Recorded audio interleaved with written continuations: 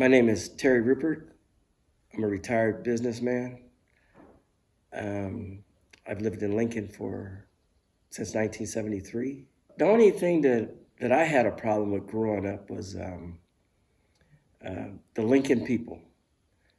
And that's because I come from somewhere else. Me personally, I always thought I kind of didn't fit in. And a lot of it was because the black people really didn't accept me, like I said, because I was from somewhere else. And then when you try to hang out with white people, well, they really didn't accept you either, really, because you were black, kind of. And it took me a long time to fit in. So what happened was I quit worrying about what anybody thought. And I just became me. And whatever I liked, that's what was happening. Everybody has their own breaking point, I'll say. And mine was, you couldn't tell me what I couldn't be or what I could do. Only I limit myself to that. So if I had to work harder, that's what I'll do. If I had to be smarter, that's what I'll do. So whatever it took, that's what I did. That's why I always worked so hard. I always made sure they had the best of clothes, nice cars. It wasn't like how I grew up, dirt poor, Now, my wife says sometimes, well, maybe you gave them too much. But, hey, that's where parents make mistakes sometimes. Usually when you haven't had anything, you want your kids to have a whole lot more than what you had. I think the young people, they have the bull by the horn, and it's always been a struggle.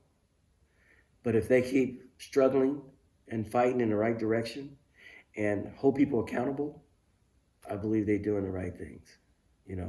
They'll probably get a whole lot more accomplished than my generation ever got accomplished. Because back in the day, if you were saying something or you were gathering, you were a threat. I'm sure they still think that you're a threat, but the problem now and then is there's a lot of white people out there marching with them. There's a lot of Spanish people out there marching with them. There's a lot of Asians out there marching with them. They ain't marching by themselves no more. Now before, there's black people marching. A lot of races, it was already there. And Trump just brought it out of them where he thought they think it's okay, which before, they would kind of laugh, smile in your face, and then cut your throat when you turned your back. But me personally, if you're a racist, I would rather know you're a racist, and then I can treat you accordingly. The thing that's wrong with America is we don't have any love for each other, and nobody supports anybody. But if the Republicans and the Democrats loved each other and thought about American people instead of themselves, then America would be great. If you think about the media, if a white person do something, they say a person did it. But if a black guy did something or a Hispanic guy or something, they say a black male or a Hispanic male. They let you know what person did that. And that's kind of stereotype. It's almost like that saying there's a bad apple in every bunch. But that don't mean the whole basket is bad. That don't mean that some people are trying to get out of that. But how do you do that? A lot of white people that I've been in their life, they say, you're not like the rest of them. And I used to always tell them, I'm just like the rest of them.